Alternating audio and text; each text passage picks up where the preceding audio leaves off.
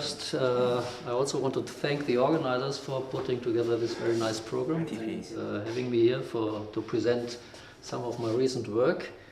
When we want to characterize a physical system, what do we need? I mean, obviously we need to solve the spectral problem for all the quantities, Hamiltonian, momentum, and so on and so forth.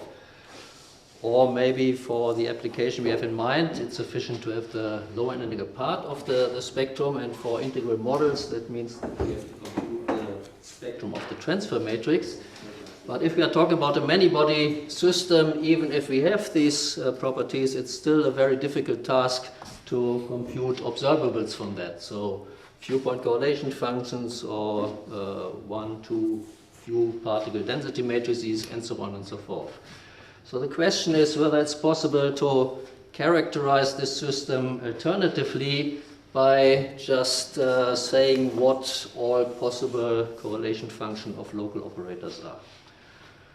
Now, since, as I said before, often we are interested only in correlation functions for a few particles, one may get the impression this is way too much information. And so the question is whether we get away with a subset of these quantities. And for example, for many-body systems with only two particle interactions, there's a problem for people studying density functional methods, whether it is possible to use just few particle reduced density matrices to characterize the system and calculate physical quantities, and under which conditions this is possible. This is in that field known as Coulson's challenge. Now, what about integrable models? We have obtained, or results for correlation functions have been obtained over the years for a certain number of integral systems, much of this for six-vertex model and its relatives. We have heard about some of these results here already. By using representation theory of quantum algebras, there are functional equations of a certain type which are satisfied by these objects. And of course, one can start from the algebraic beta ansatz, which leads typically to multiple integrals. But the problem again is that we have some expressions which are very hard to analyze. So if you want to get a number at the end of the day, this may not be the best formulation thereof. And so this challenge associated with that problem actually was met to some extent by the factorization of these objects, either factorizing multiple integral representations into single integrals, which can be done at least for short segments, or by decomposing endpoint correlation functions into terms which contain only a nearest neighbor 2.1 so-called physical part, and structure functions, the algebraic part, which to some extent is independent of the system parameters. Well, these properties have been proven for the XXZ model using this fermionic basis, for example. And in that case, also discrete functional equations have been derived, which have to be satisfied by these objects and are the starting point then to compute something, actually. Now, I just want to recall how this looks like. I think we have seen that before in this workshop already. If I'm talking about a density matrix of, say, the Heisenberg spin 1/2 model for n adjacent sites, then these can be written in terms of a single nearest neighbor 2-point function, omega, and these structure functions f, which all depend on a set of spectral parameters lambda, and this sum is over certain partitions of the numbers we are talking about. So for example, D2, the nearest neighbor 2-point density matrix, would just have two such terms, one structure constant and then this 2-point function and another structure constant. And for D3, we still have terms which are just linear in these 2-point functions, the same function as before. And if you go to higher n, this becomes more and longer, of course. So the question is this kind of factorization now a generic property of an integrable system. And Hermann Boos and Henrik Jürgens already have talked about this. They are looking at this problem for higher rank models. I have a very much more modest program. We are just asking ourselves whether this also works for phase models. Because here we are also, this whole construction was built on vertex models, basically. Now for phase models, they were introduced earlier in this session. So there are partial results. Local height properties, for example, have been computed already in 84, 40 years ago, using Baxter's corner transfer matrix, correlation function of vertex operators, which are related to the quantum group symmetries of the system, satisfy Q difference equations. There are multiple integral representations for local height properties for sequences of several neighboring sites, which have been obtained by Bosonization of this vertex operator algebra for the massive case, at least, by Lukyanov and Pugai. And finally, there's one class of these phase models which can be reformulated in terms of the dynamical Young-Baxter algebra. And for these models, you can transfer some of the concepts which you have for vertex models to this kind of phase models. But here we want to address this question without relying on such an underlying structure. Now, there are some obstacles on the way to compute density matrices. One is one needs a proper description to describe local operators in the system, so-called inverse problem. And the other obstacle is that the Hilbert space in this model is not just the product of local spaces, C squared for spin 1/2 or something like that. And as a consequence, for many of these models in general, there is no algebraic beta ansatz, there's no determinant formula for scalar products and things like that, which all go into this calculation of correlation functions. Okay, Vladimir has introduced phase models earlier today already, so I can make this very short. We have Boltzmann weights of such a general model, which are defined on each face of a square. Let us say the spins or heights of this model sit on the edges of these, on the corners of this square, and the Boltzmann weights then depend on the values of these spins and some spectral parameter u. And these spins usually will take some values from a discrete set of possible values and have to be chosen subject to a certain condition, which tells me if the spin A here on the upper left corner is fixed, what values, what possible values from this set can be taken on the neighboring side, some adjacency condition. Apart from that, we require unitarity, crossing with some crossing parameter lambda and an initial condition. That's all what we need at this point. Later we will add Young-Baxter equation, of course. Well, first of all, we start with these objects and build certain operators for our model. First thing is a single row of these faces, which we multiply together.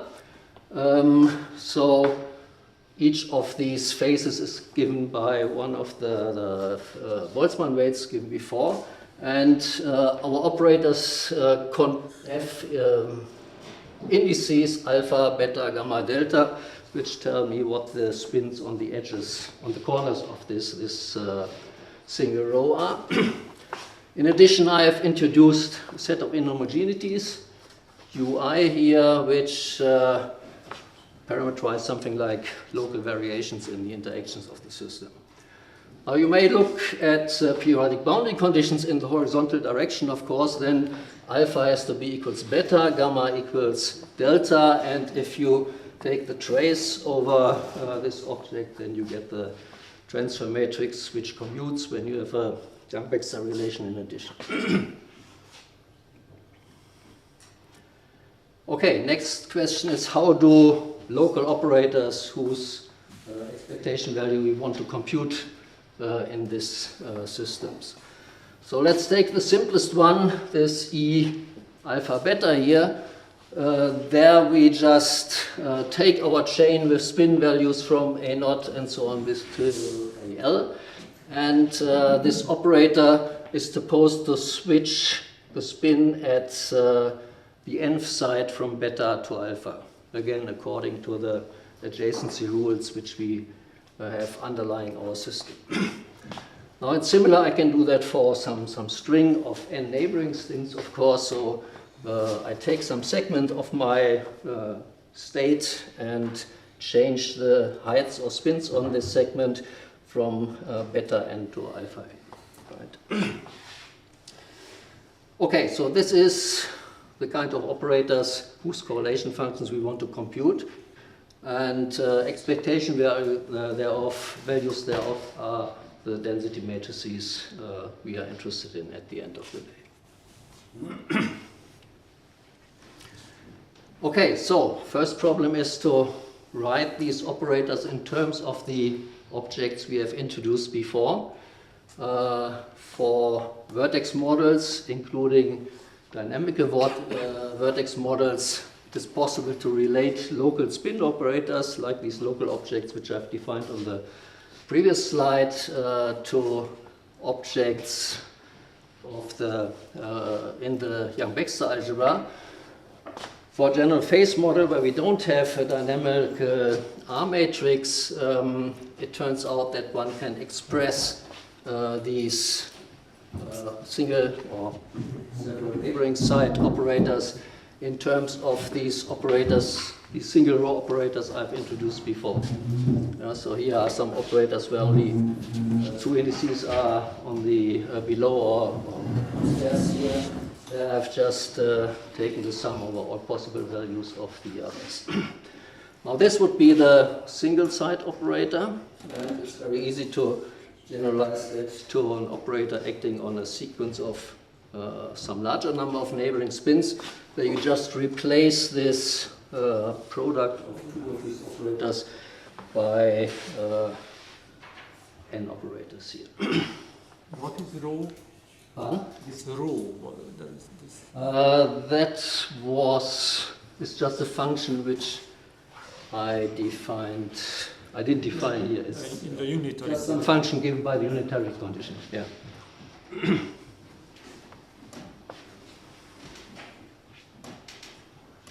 Okay, so if we look at this in some graphical way, we started with this operator acting on one of the states of my from my Hilbert space, and what we did is replace this operator by a sequence of transfer matrices up above and below, and in between we inserted this pair of a few of these single row operators, and what you see is these spins labeling my operator, which tell me which matrix elements should be non-zero here.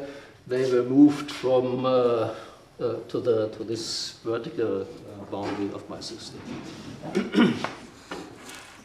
You have to glue it from both sides, of course. Well, I mean, if I continue this to the top, you see here are transfer matrices. In that case, I have periodic boundary conditions, of course, which is supposed to be indicated by these little arrows here.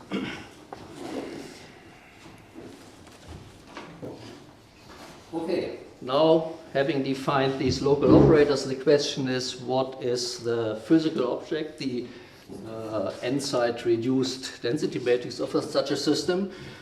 Well, what we compute is this expectation value in some eigenstate of the transfer matrix, say.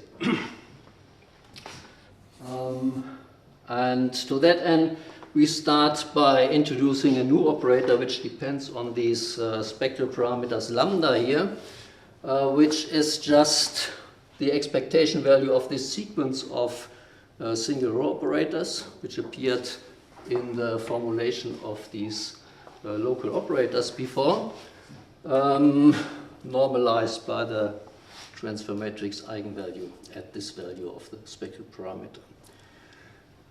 And well, once one adjusts the spectral parameters in a certain way, namely such that the spectral parameters lambda k take the values of the inhomogeneities in the system, it turns out that this is exactly the quantity we are looking at.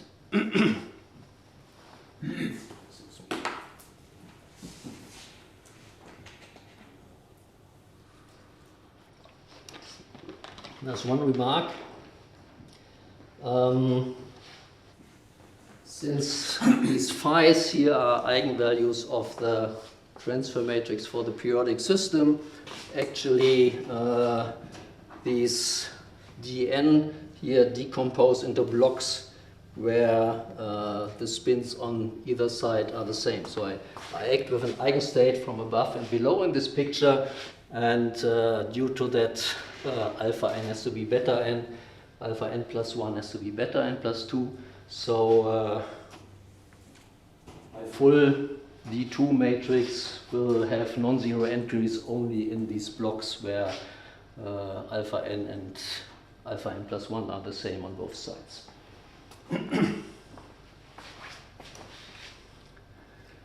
Okay, so now what we need next are some relations which have to be satisfied by the model, and at this point we need integrability of the system. So in addition to the conditions I have introduced before, we require now that the phase weights satisfy this Yang-Baxter equation, which looks like this in the phase formulation. Alternatively, we can introduce such an operator, which is basically a particular phase weight, and in this formulation, the Yang-Baxter equation is just such a triple product of Yang-Baxter operators at side I and I plus 1. Okay, now let's just go through the list of equations which these density operators have to satisfy. First of all, there are certain consequences of the Yang-Baxter equation itself. If I start with my density matrix for a certain set of spectral parameters and act from the left on it with Yang-Baxter operator depending just on the corresponding difference of spectral parameters, then these spectral parameters are exchanged here. Then one can use crossing and unitarity to show some other relation.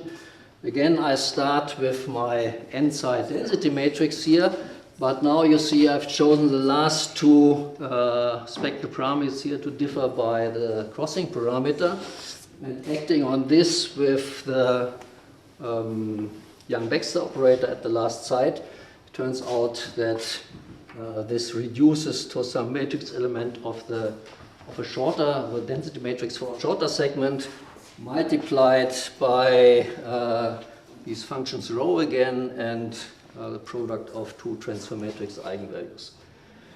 This holds for generic value, any value of u actually. And if one sends u to one of the inhomogeneities, it turns out that this factor here just becomes 1.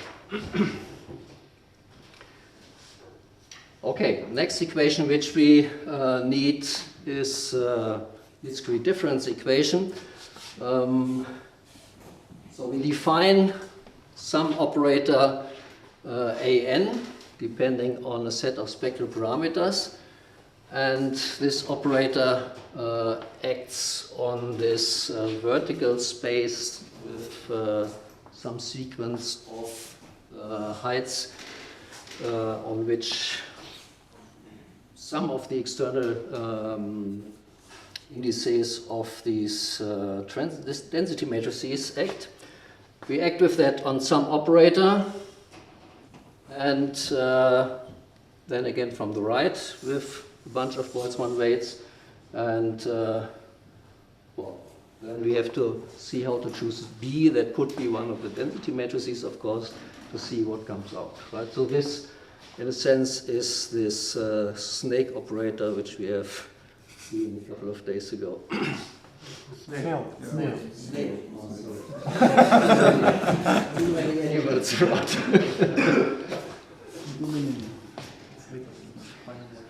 so if we take this operator and now act on the n-side reduced density matrix, then it turns out that we reproduce this density matrix but shift the last argument by a crossing parameter.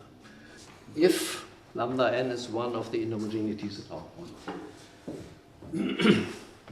So this is reduced quantum condition example logic of equation, similar as the one which has been constructed for vertex models, and the proof actually is completely analogous as the one for the 6 vertex model. So one considers the action on a density matrix with a segment which is one side longer, and then performs different partial traces of this object to prove this kind of equation here. For the phase models, there's one peculiarity or something which is different from the other models. As I said, these lambda n here have to be taken from the set of inhomogeneities for this to be satisfied. If the spin of the last plus one side of the chain is a leaf node of the adjacency graph, so there's only one neighbor of this node, then this equation actually holds for any value of lambda n.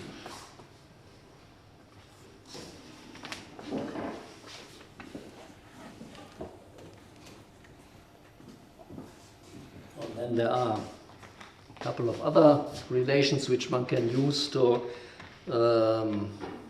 specify this density matrix. You can take partial traces, of course, either on the last spin in the system, then it turns out that dn just reduces it to dn minus 1, the rightmost side traced out. Can do the same thing from the leftmost side, of course. And it turns out when you send the last value of the spectral parameter, or after using the Young vector relation, any other of them to I infinity, then again there's a relation between dn and the density matrix for a segment of one side less, multiplied in this case by this ratio of single side density matrices. Okay, so now we have put together a set of functional equations which should be satisfied by the density matrices, and the question is what we can do with that. And for that we look at the simplest possible model here, namely the restricted solid on solid model. So now I specify this set of possible spin values which we taken to be values 1 to r minus 1 with some integer r larger than 3. And the adjacency condition here is that spins on neighboring sides of the lattice differ by 1. Okay. The weights of the critical model are then given by this expression. For this model I can tell you what this function rho is. There are also some factors here which some kind of gauge factors for these Boltzmann weights, which are given in terms of ratios of signs. And the crossing parameter for this model is just lambda. It is chosen to be pi over r, labeling the model. Okay, and due to these gauge factors, there's also an extra factor appearing here in the crossing relation.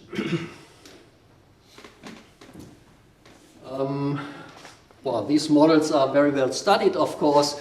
It turns out that one can decompose the spectrum of these models into topological sectors with something which is called quantum dimension. Here's a function of j taking values, half intervalues from 0 to r minus 2 over 2. And this j basically can be determined by just looking at the asymptotics of the transfer matrix. In each of these sectors, the asymptotics of the transfer matrix eigenvalues take a particular j-dependent value. And then one can look at the Hamiltonian limit. So one expands the homogeneous transfer matrix with all the inhomogeneities set to 0 around the shift point u equals 0. And to first order, we get this Hamiltonian here, but for the periodic system in this case, just the sum of Ej, which are the Boltzmann weights and the crossing parameter, which satisfy the temporally deep algebra. It turns out that the ground states of the Hamiltonian or minus the Hamiltonian are both in a sector with quantum dimension 1, which will be important for the states we are looking at in the following. Just a remark at the side here, these models have been studied a long time ago, but in recent years they have been quite popular again, since one has used them to describe the collective behavior of non-abelian anyons in certain topological quantum liquids, with applications to edge states appearing at boundaries between different phases of quantum Hall systems. Okay, so now let's start and compute density matrices for this model. Let us recall what the single-side density matrix according to this factorization for the Heisenberg model was. For single side, you have no two-particle nearest neighbor function. Of course, it's just a number which might depend on lambda 1. In that case, it's just 1/2 times the unit matrix, telling you that with equal probability you have spin up or spin down in such a system with magnetic field. Similarly, for the RSOS model, one finds that only diagonal matrices, matrix elements of D1 are non-zero. These blocks in which the density operators decompose would be just A plus 1, the possible values on neighboring sites. And since they are one-dimensional, there's no room to have any off-diagonal elements. Are the weights or the probabilities always identical? Are the probabilities or the weights identical and independent of the value, or should the largest and the lowest value have... Yeah, I'm coming to that. So, first of all, what one finds is that for states with quantum dimension 1 from the sector, one finds that the D1 here are independent of the inhomogeneities and the particular state chosen. And what the local height properties, they are known for the critical model, as I mentioned before. And from that, one immediately gets that the elements of D1 are given by this expression. So they depend on A running from 1 to R minus 2 in this case, in such a way. Yeah. So we know D1, all the elements are some numbers, depending on the spin, and yeah, that's it.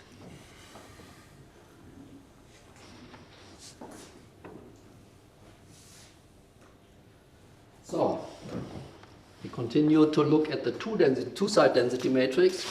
I had this expansion according to the factorization property for the Heisenberg model given on one of the first slides. Looks like this. So here we have two structure constant, and the first time this two-side nearest neighbor correlation function appears. If we study the two-side density matrix for RSOS models, and again restrict ourselves to these sectors with quantum dimension 1, it turns out that D2 is a sum of two matrices. A2 is diagonal and has constant elements which one can obtain by just looking at the asymptotic behavior of D2 for lambda going to I infinity. In this case, this function here vanishes. And one can use this reduction relation, this asymptotic reduction relation, which I had shown before. And what one finds is again that the matrix element of A2 on between such states is given by the sign of the edge spin, so to speak, divided by cosine squared of lambda. Then we can use the other function relations which we have for this object. So using the intertwining relation, intertwining with the Young-Baxter operator and taking partial traces, it turns out that we get relations between these elements of the matrix B2. And if in addition we fix the normalization of F, because it's obviously possible to exchange some factors between B2 and F, and put that into the RQKZ equation, then we actually can determine all the unknown elements of B2. And it takes this form again. Right, so again we have just these blocks where spin, the first and the last spin in such a block take the same value, and the elements are given by trigonometric functions and these ratios of signs, which also already appeared in the gauge of the R matrix.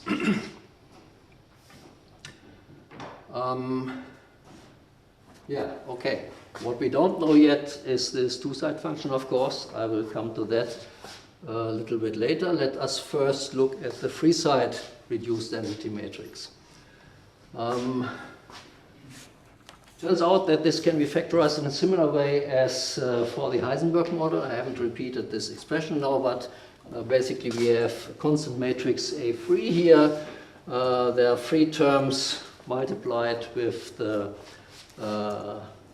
two-side nearest neighbor function f, depending on two of the free spectral parameters. And these are multiplied with matrices again, which now depend on the spectral parameter, but only on those, not on system size or state from this topological sector taken or whatever. So in principle now we could compute explicitly the free side density matrix just for lattice of two sides and try to obtain these coefficients here. It turns out that this algebraic form part is, well, one gets A free explicitly, just by taking the asymptotics again. And for these matrices B free, one gets expressions which can be written in such a way where the dependence on the spectral parameter is now explicit, and one has matrices F1ij, F2, and F4 in these expressions, which are symmetric, antisymmetric, and symmetric again. So that reduces the problem of computation of D free to the determination of these numbers, basically, and of course still the calculation of this. I'm confused. In which space, for example, F2 acts? Well, the free side density matrix acts on this space. No, but you're right, F2 without any... It's the same space. Ah, the same. All of these A, B, and the F's are matrices on this space A, B, C, D, A, B, C, D.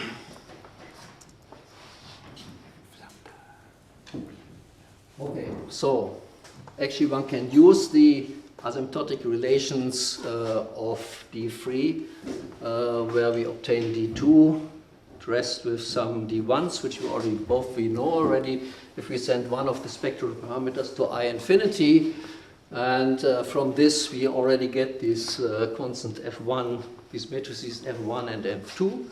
Here, this is the space on which they are working, the matrix elements, and this is given in terms of B2, which we had computed before for the two-side problem, multiplied by... I was confused because you write F12, the subscript, and I thought it's space with Yeah, no.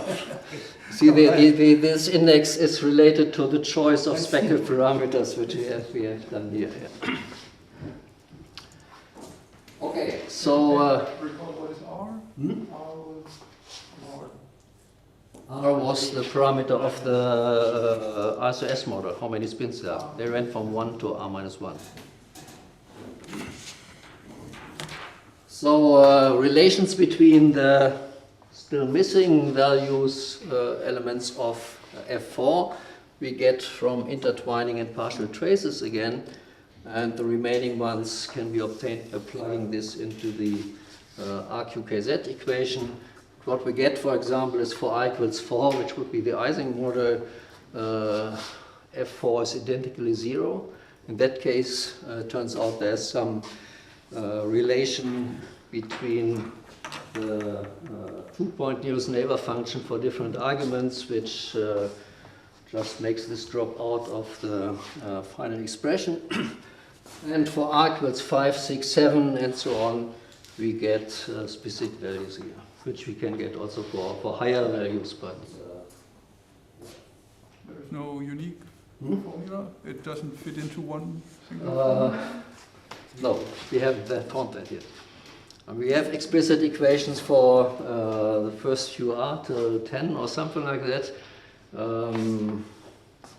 Otherwise, only numerical values. There might be some cosines. There might be some cosines. Yes, yeah, most of them you can write in terms of some rational function of cosine pi over R or so, but yeah. Different ways to write those.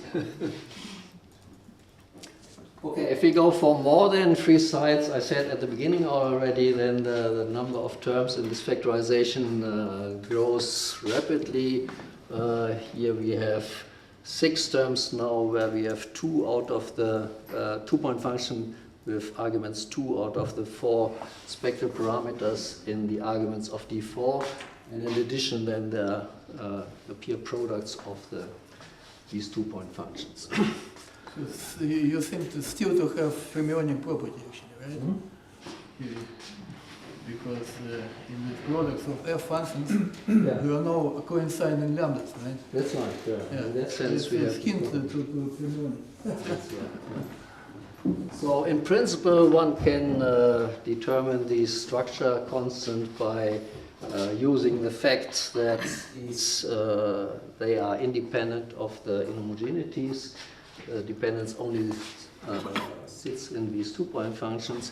So by writing down these equations for several values, several choices of the inhomogeneities, one gets a linear system of equation which fixes these parameters here. But yeah, it becomes more and more complicated when it goes to larger systems, or larger sequences, of course. So what's missing is the determination of this nearest neighbor 2-point function. And clearly there are 2 different ways how we can compute that. First of all, for a finite system, we can just take our explicit expression for the 2-side density matrices. We know all the structure constant, these algebraic coefficients. And so computing the 2, we can read off what F is. That's what we did here for R equals 4 and R equals 5, for example. And what one sees is also, if one goes to this for L equals 8 and L equals 10, if one goes to a larger system, one sees that there are intervals where these 2-point functions follow a certain curve. And at minus lambda over 2 and 3 lambda over 2, there are either these smooth transitions between these 2 kind of branches or some singularity depending on whether the system size modulo 4 is 0 or 2. So it doesn't depend on difference, or it does? Oh, this is a finite system. That's not, this is something else. And I should say we have calculated here that this 2-point function in the ground state of the homogeneous model. Yeah. So the other way is to use our function equations to compute this nearest neighbor function. Let's first look at the case I equals 4, which is, can be mapped to the Ising model.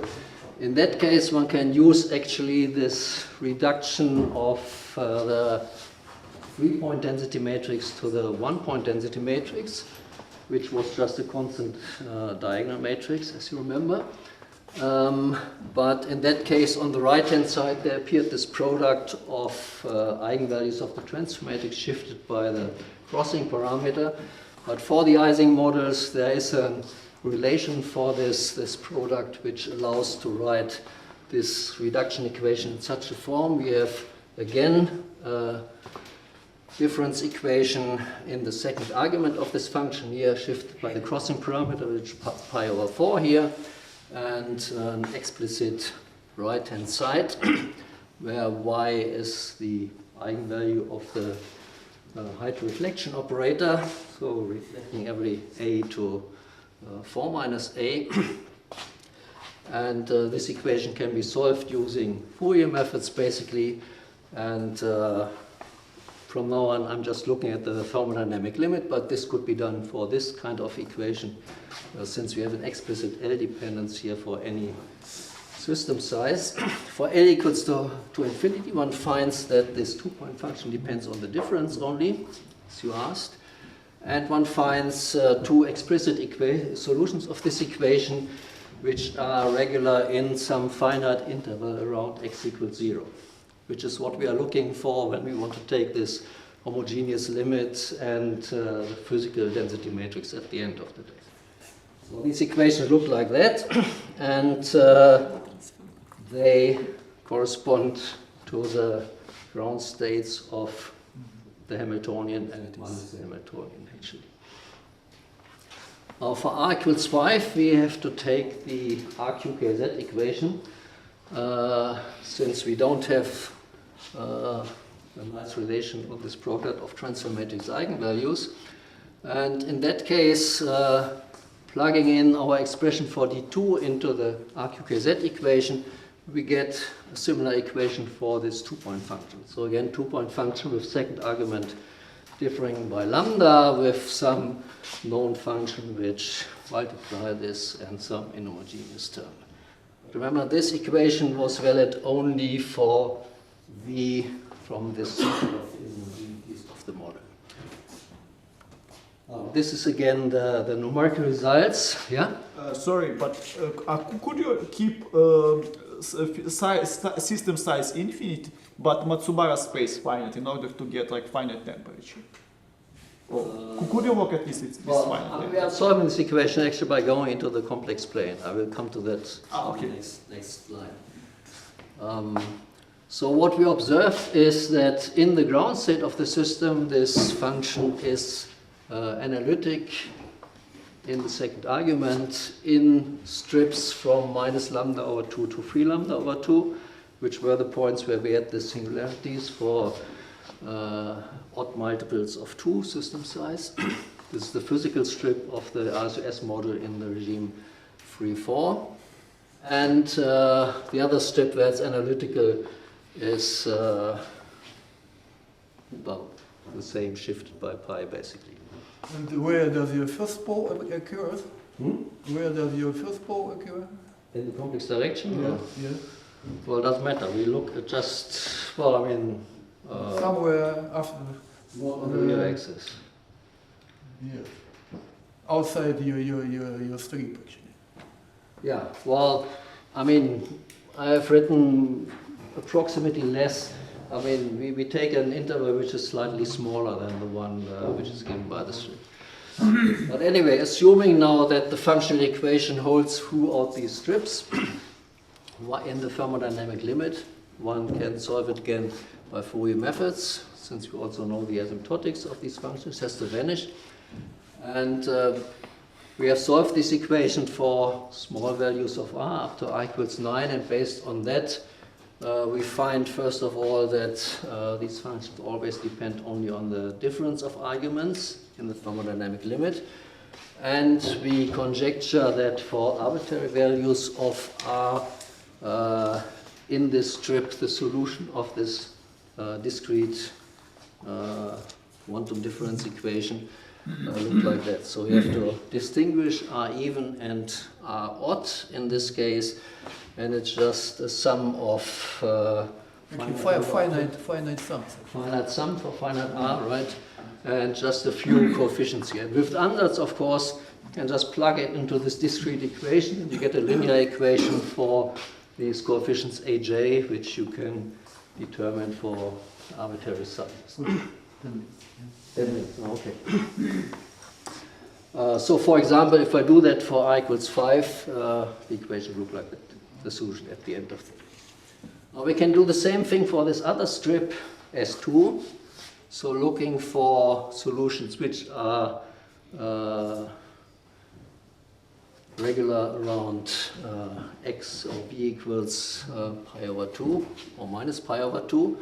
And there we have found the solution for I equals 4 and 5, for example. And interestingly, if you look at these equations, I mean the two-side density matrix by construction should have period pi, the way how we built it from these local Boltzmann weights, but these functions have period 2 pi now, right? Okay, so actually we can take these different solutions now and patch together the solution which we have seen before from the finite size calculation, and in this middle interval it's the one regular around x equals 0, and to the left and right we have to take these other solutions. And here I have taken numerical values for I equals 4, 5, 10 and 11. Here you see the full red curves are the ones which are regular at x equals 0, and these dashed red curves for I equals 4 and 5 are the one which you have just seen on the last slide. Okay, so now we have everything for at least the 2 and 3 side density matrices, and we can start computing correlation functions. Remember, we had to take for the RSOS quantum chain, we had to take the homogeneous limit, was one thing, and then send all these spectral parameters to 0. And if we do that, it turns out that one can express the elements of the density matrices in terms of this nearest neighbor correlation function, which we just computed, and its derivatives at u and v equals 0.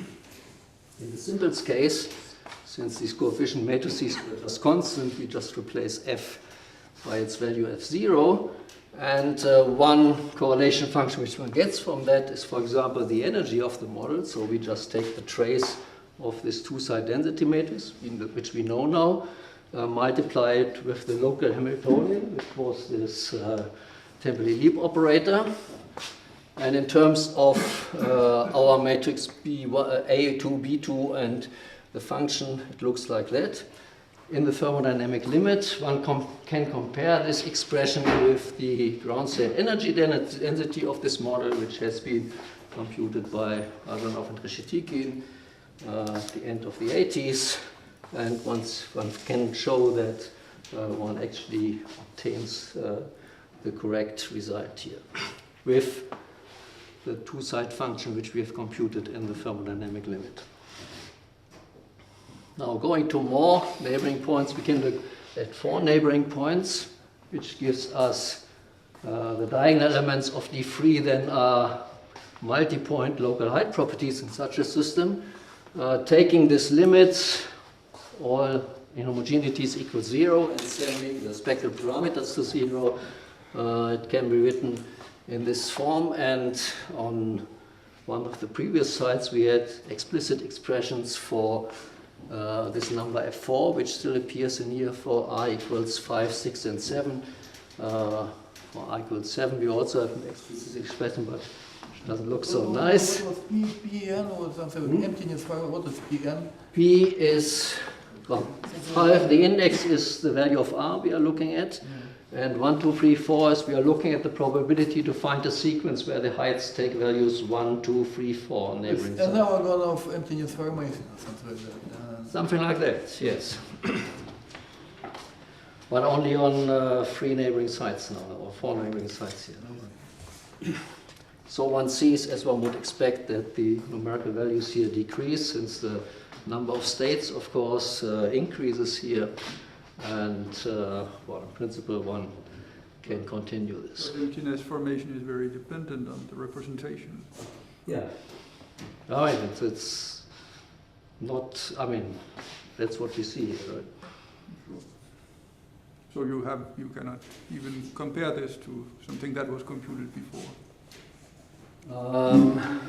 Well, I mean, there are these multiple integral representations for the massive case by Lukyanov and Pugai. One could check whether they gives some. Because in XXZ or do something that that or so would it's be something normal. else, yeah. Right. But they have not even the same asymptotics.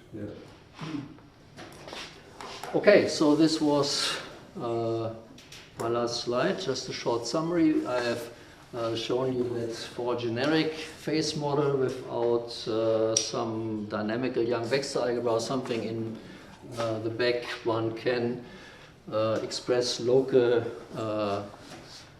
operators in terms of these generalized reduced density matrices.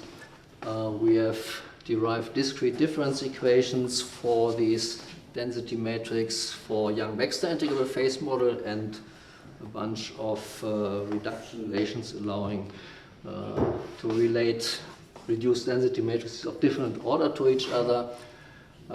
Then we have looked particularly at the RSOS models. In that case, we have seen that at least if one looks at this topological sector with quantum dimension 1, that they show factorization properties very similar to what is known for the Heisenberg chain.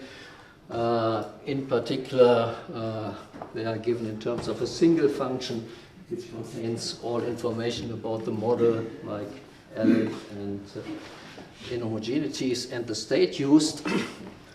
And well, there are obvious ways how to continue here. First of all, in this approach, it's very difficult to larger n. One would like to have some way to compute these in some recursive way, or maybe use more of temporal deep representation algebra here to get constraints on these coefficients. And then one wants to know how the factorization looks for these other topological sectors. I mean, we just restricted on sectors which contain the ground states of the model, but there are other states, of course. And then one can go to the elliptical case and maybe look at phase models for higher rank. Thank you very much.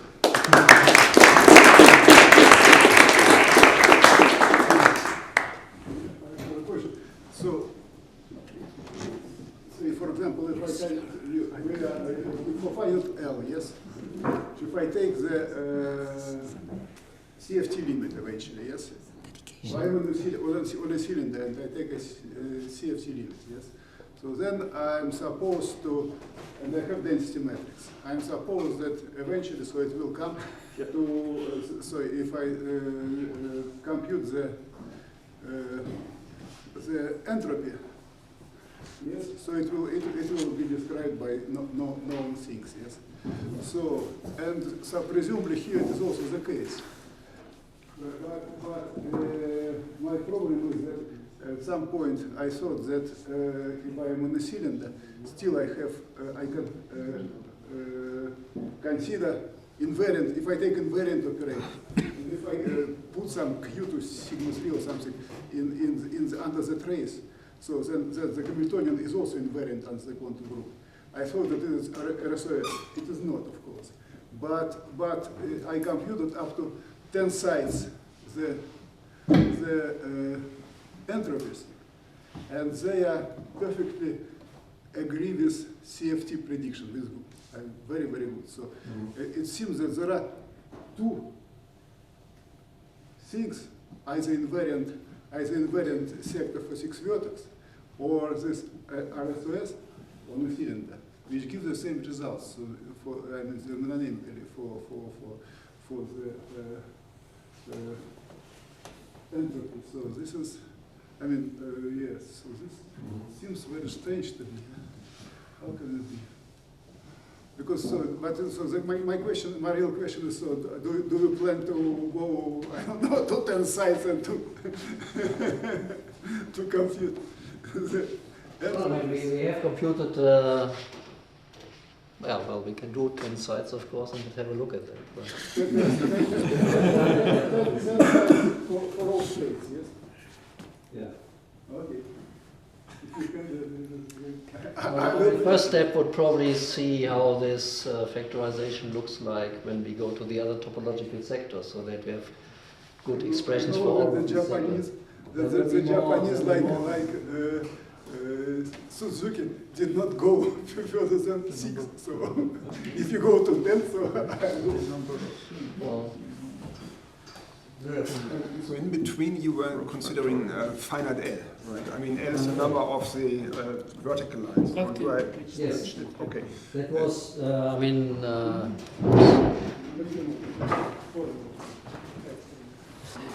here these symbols were calculated for 8 sides. For 8, width 8. Width 8, okay.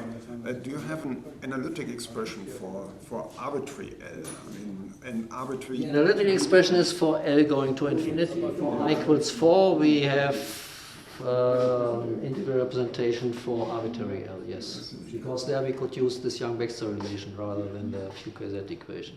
Yeah, I mean, for the 6-vertex model, we have this trick, I mean, with looking at an integral expression for the eigenvalue, which generates the free energy, and then so yeah. could be possible here. But you didn't try. Yeah. Did you try or didn't you try yet? We didn't try that. We were just taking any one state, the ground state, which is very nice, and we put the properties. Could I clarify? I still understand. What is your temperature, or is the temperature anyway has sense in the Zero temperature. Zero temperature. But finite system, right? Finite system. Yeah, but what my question is then, could you consider system infinite, but with finite temperature? Is it possible? Oh, of course, I could look at the quantum transfer matrix built from these Boltzmann weights and do the same thing like Andreas does. In a certain sense, L is beta. Yeah. In a certain sense, yeah. Yeah. So did I understand it correctly that you're interested also like in factorization for the thermodynamic limit, so on the infinite lattice also?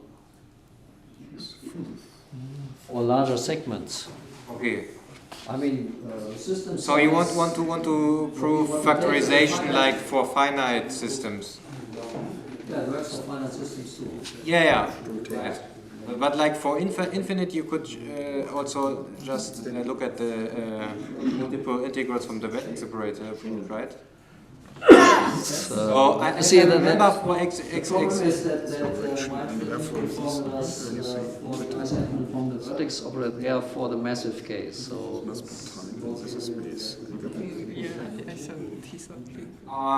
okay, maybe the limit is a little bit more difficult than for the XXZ, right? But I think that it should be possible. What's the difference? Factorizing is integrals, it's a help. Yeah, but for XXZ you could do it somehow, as I remember. Short question from my side. Volodya told us about vertex space correspondence. So would it help you if you would come to the vertex model? Vertex space correspondence.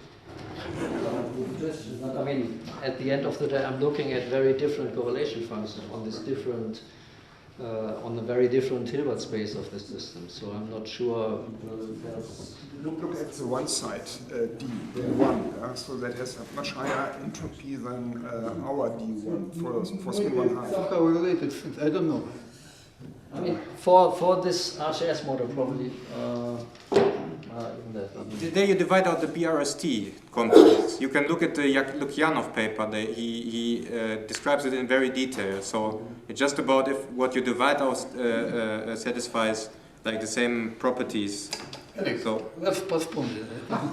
You know, everybody wants to have some. So we continue. Let's end this.